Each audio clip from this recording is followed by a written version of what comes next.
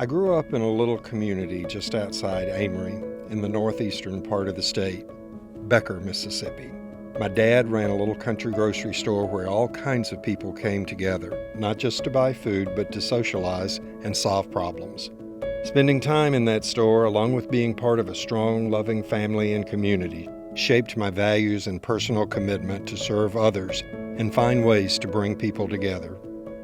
My commitment to service has always been grounded in the belief that all people, even the most vulnerable, have strengths and abilities that can contribute to their own and their community's well-being.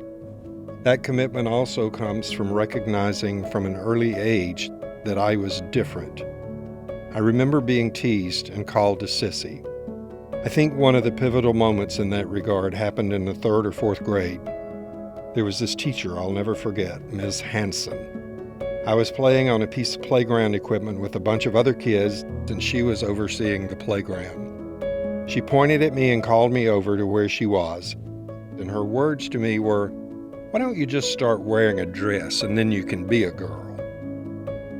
It just cemented the feeling of vulnerability, of being different, of something being wrong with me.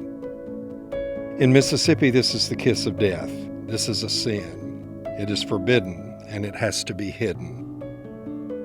Now, college was 70 miles away. It was Ole Miss in the 60s. It was a creative environment, it was a learning environment, and it was the first time I was ever living outside of my small town. I met my mentor, Kate Wilkinson, a sociology professor who was quite active in the civil rights movement nationally. I became part of a small group of students that integrated First Baptist Church, and I saw how people of diverse backgrounds can come together to effect change. I really did, for the first time, realize I don't have to sit back and be quiet about this stuff. The Vietnam War was going on, the civil rights movement was in full swing, and protests were happening, all kinds of upheaval. It was a time to challenge the status quo. But while direct action is important, understanding the history and context behind those actions sets the stage for true progress. Unless we do some work to understand the journey that has gotten us to where we are now, we don't have all the information needed to move forward. If you have knowledge, you can challenge assumptions. Had I understood that in the 4th grade, I would not have tolerated Ms. Hanson doing what she did to me. It's an incredible honor to be lifted up. Everything that I've done to this point has set the stage for what I'm doing now. I spent over 25 years away from Mississippi. I went from working with United Way to a mid-career program at the Kennedy School and then to the Annie E. Casey Foundation. I lived in California, Boston, Atlanta, Baltimore, and I got the opportunity to bring all that experience back home to Mississippi. It was scary to come back and realize how much still needed to be done here. It was either run away from it or stay and try to do something about it. I stayed, and I'm trying to do something about it. Since coming back, my professional work opportunities have been amazing. I'm helping change the relationship between nonprofits and philanthropy.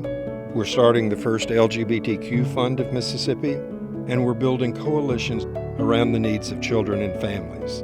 All of that evolved out of looking around, seeing what's here, and asking the question, what could be? In Mississippi, we have a history of institutionalizing discrimination. Challenge stereotypes, challenge the institutions, and relentlessly challenge the status quo. The opportunity is greater now than it's ever been, so take it. My partner of 32 years says, "When are you going to retire or at least slow down?" That's the beauty of Mississippi and what it has offered to me and others. Taking all that we've learned and bringing it home to make a difference. If we can make an impact in Mississippi, then we can do it anywhere. In many ways, this whole story has been about acceptance and wrestling with the questions, who are we, or who am I? Can I really make a difference on something? And what does it take to ultimately be accepted as having done something good?